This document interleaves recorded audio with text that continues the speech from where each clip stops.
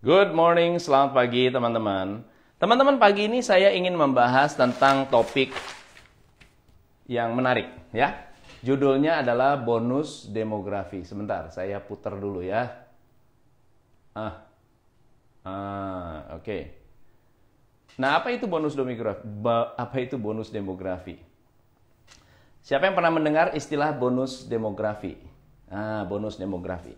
Bonus demografi adalah kondisi di mana suatu negara memiliki angkatan kerja yang lebih banyak daripada angkatan yang tidak bekerja. Atau angkatan produktif lebih banyak daripada angkatan yang tidak produktif.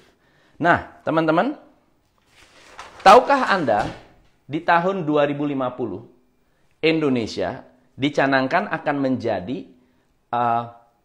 negara dengan ekonomi terkuat nomor 4 di dunia? Yes, kita akan menjadi negara dengan ekonomi keempat terkuat di dunia. Pertimbangannya adalah karena usia produktif kita di tahun 2030 akan surpass atau melebihi jumlah orang-orang atau usia yang tidak produktif. Mengapa ini penting?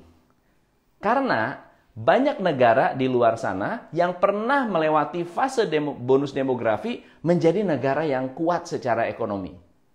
Banyak, India, Amerika, ya, yang penduduknya banyak, China, sampai akhirnya China melakukan keluarga berencana. Indonesia pernah melakukan upaya keluarga berencana. Kenapa?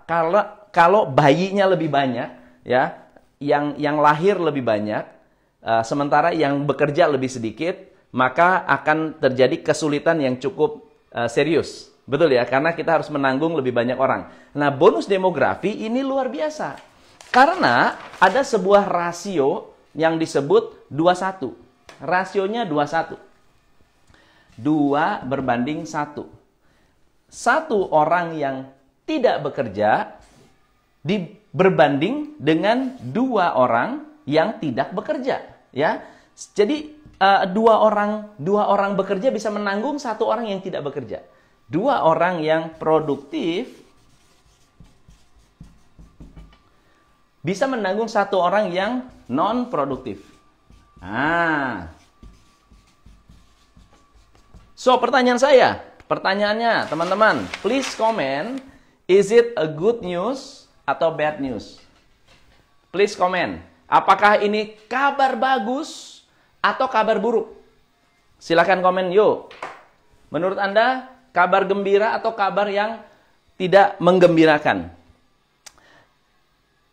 Populasi kita di Indonesia dengan usia 37 tahun, itu berarti orang-orang yang produktif, ini luar biasa akan booming di tahun 2030. Bukan 2020, tetapi di tahun 2030. Ini akan menjadi puncaknya bonus demografi.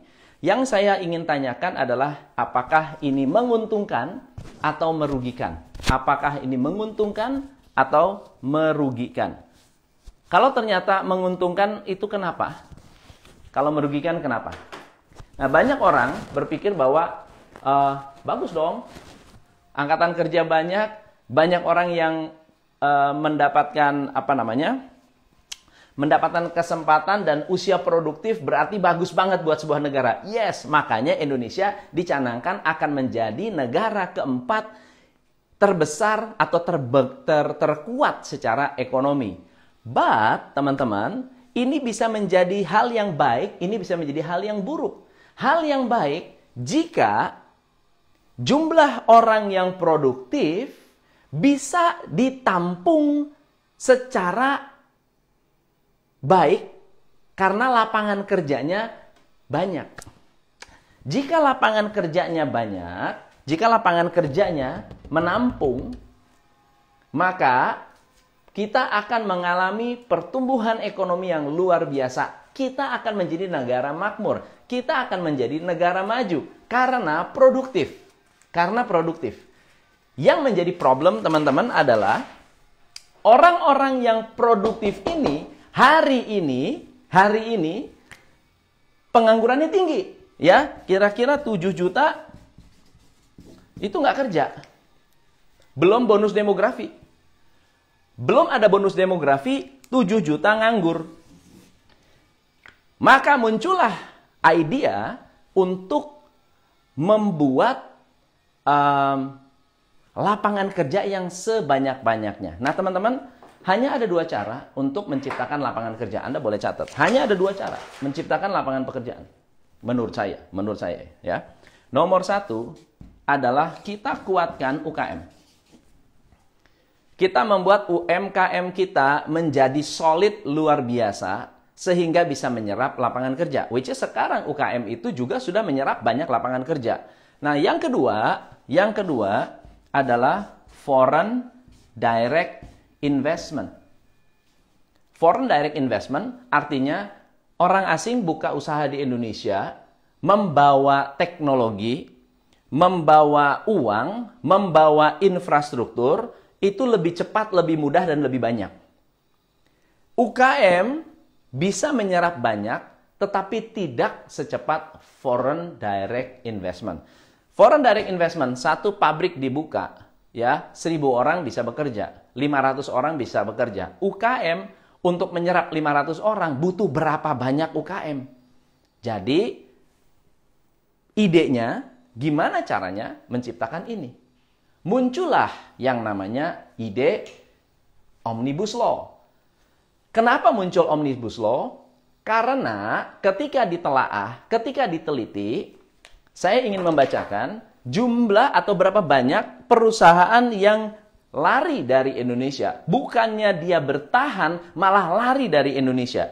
Nomor 1 adalah Pepsi Cola yang belum lama, tahun 2019. Pepsi Cola kabur dari Indonesia. Alasan pertamanya karena memang sudah habis kontrak. Ya, tetapi ada alasan lain. Alasan lainnya apa? Di Indonesia biayanya tidak kompetitif. Oke? Yang kedua, Nissan. Nissan itu 12.000. 12.000 pegawai tidak lagi bekerja. Ya. Ford 2016. Ya, kemudian Panasonic 2016. Toshiba 2016, General Motor 2015. Larinya kemana? Larinya ke Vietnam, teman-teman. Larinya ke Vietnam. Kenapa lari ke Vietnam? Nomor 1, kalau Anda orang asing mau buka usaha di Vietnam, Anda tidak membutuhkan minimum capital invested. Di Indonesia 2,5 miliar itu minimal. Di Vietnam tidak perlu. Tidak perlu, tidak ada minimum. Oke, di Vietnam pajaknya lebih murah. Di Vietnam pajaknya lebih murah. Di Indonesia pajaknya lebih mahal. Di Vietnam percepatan pengurusan izinnya udah pasti lebih cepat, lebih mudah. Ya maka dengan alasan yang sama banyak sekali negara-negara seperti Filipina pernah menerapkan Omnibus Law, Irlandia pernah menerapkan Omnibus Law, yang tujuannya adalah iklim investasi yang kondusif. Nah, oke. Lalu kemudian alasannya apa? Mari saya bacakan ya. Alasannya adalah nomor 1, ketidakpastian politik. Jadi kalau teman-teman di DPR, teman-teman di partai politik, hari ini sudah nggak ada lagi suara rakyat. Benar nggak sih ada suara rakyat? Nggak. Suara partai yang ada. Suara partai ada, suara rakyat saya nggak tahu. Ya, saya bukan orang politik, so saya nggak mau terlibat dan saya nggak mau komen tentang politik. Oke? Tapi yang pasti adalah teman-teman di partai politik harus menyadari bahwa konflik di departemen, konflik di atas itu hanya tujuannya satu. Konflik di atas itu hanya tujuannya untuk apa? The next election. Just the next election.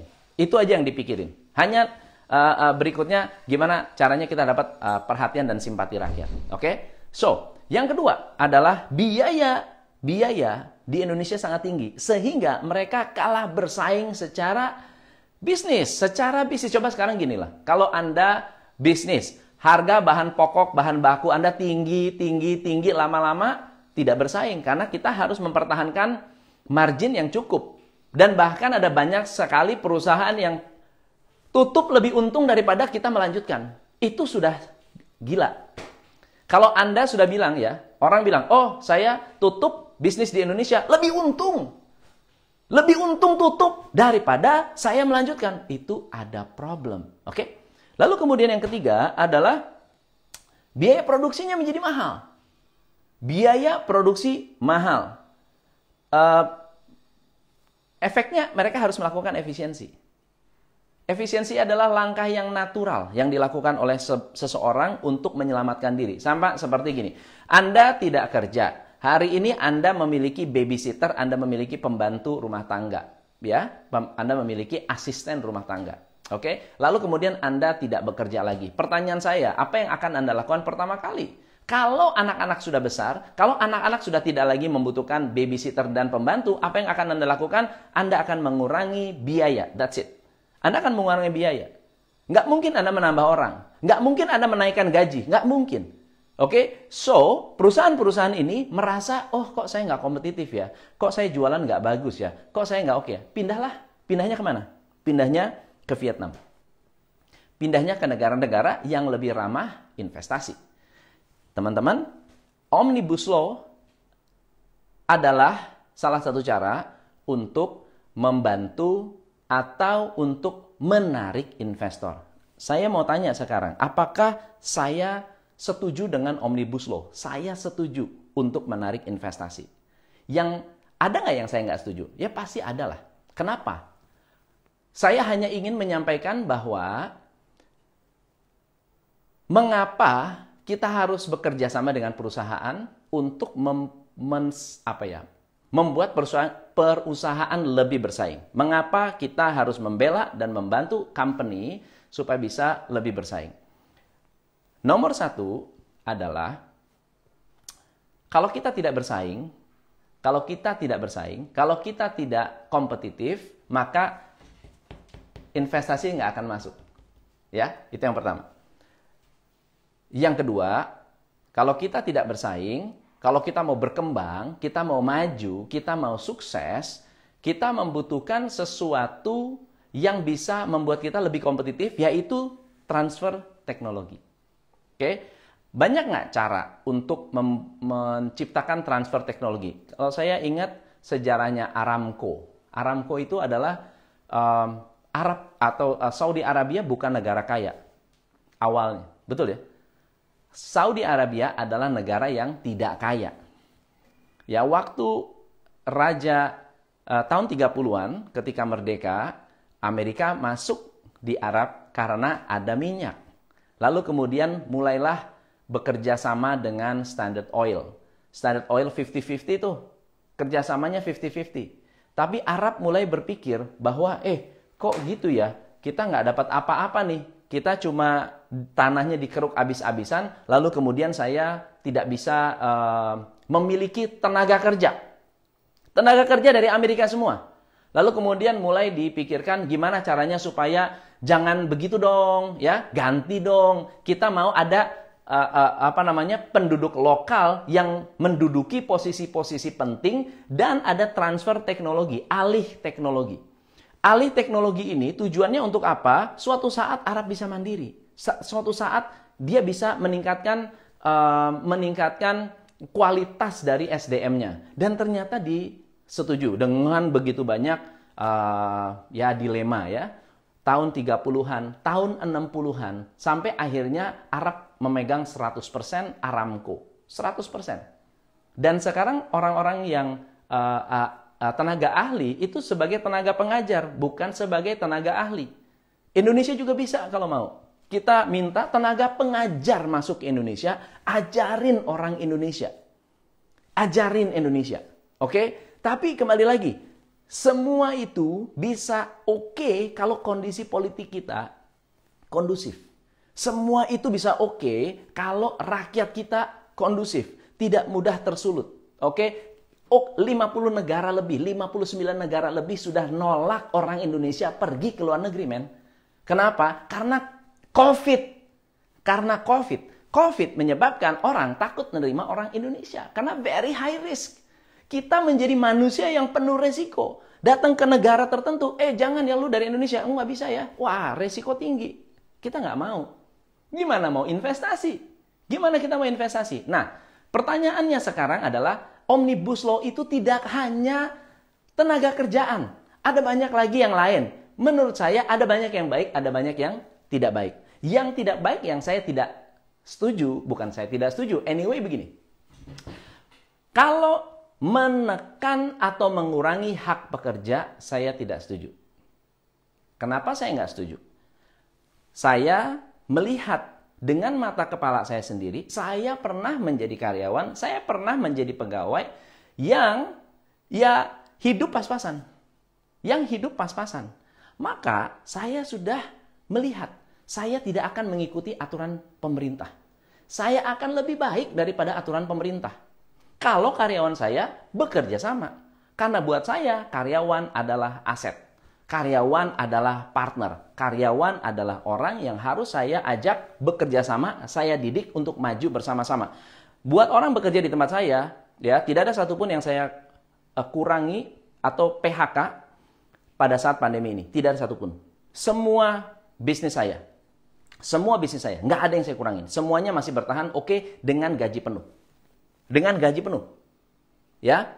Kenapa? Karena saya merasa mereka adalah aset. Tetapi jika mereka tidak bisa bekerja sama, saya tidak bisa memaksa. Nggak bisa memaksa. Nah, problem di Indonesia, Bapak Ibu, teman-teman, 60% dari penduduk yang produktif tadi itu lulusan SMP. Sadar nggak? Paham nggak? Jadi problemnya is not Omnibus Law untuk investasi masuk. Buat saya adalah untuk mengupgrade tim kita, mengupgrade karyawan kita, mengupgrade bangsa Indonesia untuk berpendidikan lebih baik. Buat saya, that's the key. That's the point. Omnibus Law ini urgent sifatnya. Urgent banget. Harus dilakukan. Untuk membuat iklim investasi kita kondusif dan ya istilahnya Anda bisnis ya. Anda bisnis. Sekarang saya pikirkan Anda berbisnis. Oke? Indonesia is a business. Betul ya? Indonesia negara is a business. Lalu Anda bilang, saya jualan masker nih. Oke? Saya jual harga katakan 90.000, di Tokopedia 88.000. Lalu ada yang bilang, Mas, kok di Tokopedia lebih murah? Bisa nggak harganya disamain? Nggak bisa. Oh ya udah deh, saya pindah ke tempat lain. Nah, investment juga sama, masuk ke Indonesia, bilang, bos, Indonesia, hai, gue tertarik nih, negara Indonesia. Kenapa? Ya sumber dayanya bagus dan cocok, banyak tanah yang besar untuk bisa dijadikan pabrik dan sentral. Kita ada banyak samudera. Kita kan di tengah begitu banyak samudera, betul nggak ya? Negara yang punya banyak samudera, banyak selat itu Indonesia. Oke? Jadi dilalui oleh vessel luar negeri di luar sana luar biasa. Jadi, wah ini strategis banget nih. Dari Pasifik mau ke Atlantik, wah lewat Indonesia. Mau kemana lewat Indonesia. Dan sangat-sangat luar biasa. Tolong dong kurangin pajaknya. Kurangin dong. Vietnam ngasih 20% loh bro. Vietnam kasih 20%. Lu masa 25%? Bro, investasi di Vietnam nggak ada. Zero minimum. Kita masa 2,5 M bro. Gitu ya. Terus kita bilang, sorry, kita nggak bisa. Bro, harga lu tinggi bro. Coba dong, UKM-nya di-upgrade dong. Karyawannya di-upgrade dong. Pendidikan di-upgrade. Sorry, lu mau invest di Indonesia, lu harus ikuti apa kata Indonesia. Lu mau investasi di sini, lu harus ikuti, terima semua keadaan, kekurangan, dan kelebihan kita. Dia bilang, ya udah deh bos. Gua nggak mau debat bos. Daripada gua debat, gua jadi sama gilanya. Mendingan gua pindah ke Vietnam. Nah, jadi teman-teman mulai banyak hengkang, mulai banyak satu-satu yang kelihatan itu ada, yang nggak kelihatan juga banyak. Yang nggak kelihatan banyak. Vietnam itu angka penganggurannya atau rasio penganggurannya 3,17% Indonesia 5,28%. Pertanyaannya gini, kalau nggak ada kita nggak bicara investasi. Kalau UKM kita nggak jalan, UKM kita nggak maju, UKM kita nggak gerak, UKM kita tidak kompetitif. Saya pernah bilang, kita ini harus menguatkan UKM. Kenapa? Karena kita hidup dari UKM nanti. Nanti kita akan hidup dari UKM. Kalau FDI ini tidak ada, teman-teman, kalau nggak ada, kalau benar-benar mereka bilang, oke deh, kita menjadi negara tertutup, UKM harus kita genjot. UKM harus strong. Kita harus menggunakan dan mendukung, mensupport produk-produk lokal. I think that's the point. Jadi, teman-teman, kalau teman-teman mau demolah untuk memikirkan poin ini. Teman-teman mahasiswa yang keluar 750.000, 250.000 setiap tahunnya, mau kerja apa? Itu harus dipikirin. Itu yang harus dipikirin. Itu yang harus dibahas. Itu yang harus didemokan. Itu didemokan, teman-teman. Pikirin, ngomong, gimana caranya supaya angkatan kerja kita bisa tercover? Gimana caranya supaya pengangguran berkurang? Teman-teman, once bonus demografi ini tidak bisa tercover, teman-teman, misalnya nih ya, kalau tidak bisa tercover, tidak ada yang kerja, penganggurannya meningkat, Anda tahu sendiri what's gonna happen. So, jadi teman-teman, bonus demografi is good, bonus demografi juga bisa bad. Dan kita punya tanggung jawab. Anda pengusaha, saya pengusaha. Mari kita perbaiki kualitas SDM kita agar kita bersaing, agar kita maju, agar kita bisa rekrut lebih banyak karyawan, supaya kita bisa menyerap tenaga kerja yang hari ini menganggur. That's it. Thank you so much. Kalau ada yang setuju, happy. Kalau tidak ada yang setuju, happy. But yang saya mau tahu adalah what's your comment? Apa komen Anda? Thank you so much. Saya Tom MC Ifle. Salam pencerahan.